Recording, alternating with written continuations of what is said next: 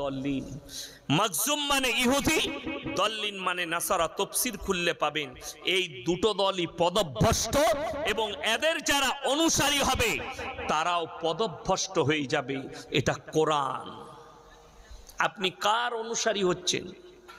কাকে দেখে চলছেন? আপনি ভেবে দেখুন, চিন্তা করুন। আজকে ফিলিস্তিন আর গাজার মুসলমানদের হাল তাকিয়ে দেখুন, আর গোটা বিশ্ব নীরবভাবে বসে আছে। বিশ্বের মুসলিম নীরবভাবে বসে আছে। গাজার মানুষের কাছে খাবার নেই, আর আরবের নেমোখারাম বাদশাহ সালমান প্রিন্স সাকিরার মতো একটা বেশ্যা মেয়েকে নিয়ে এসে নাচ করিয়ে 25 কোটি টাকা দিয়ে ড্যান্স করাচ্ছে। আপনি অনুভব করতে পারবেন না।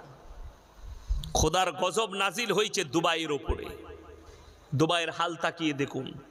যারা মনে করেন, যারা ভাবছেন যাদের কাছে টাকা আছে তারাই কামিয়াব, আল্লাহর কসম করে বলছি তারা কামিয়াব লয়। আল্লাহ যাকে কামিয়াবি দিবে সেই একমাত্র কামিয়াব হবে।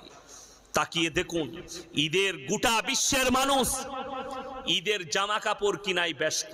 বাজারে গিয়ে আমার মেয়ের জন্য এই কাপড়টা লাগবে না, আরো একটা দামি কাপড় নেবো। আমার ছেলের জন্য এই জামা নয়, আরো একটা দামি পাঞ্জাবি দাও।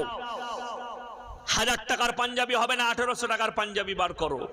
আপনি বেচে বেচে কাপড় কিনছেন, ঘুরে ঘুরে কাপড় কিনছেন। আর গাজা ফিলিস্তিনের মুসলমানরা খুঁজে বেড়াচ্ছে একটু গুঁড়ো কাফন পেলে আমার ছেলেটাকে মুড়ে দাফন করতাম।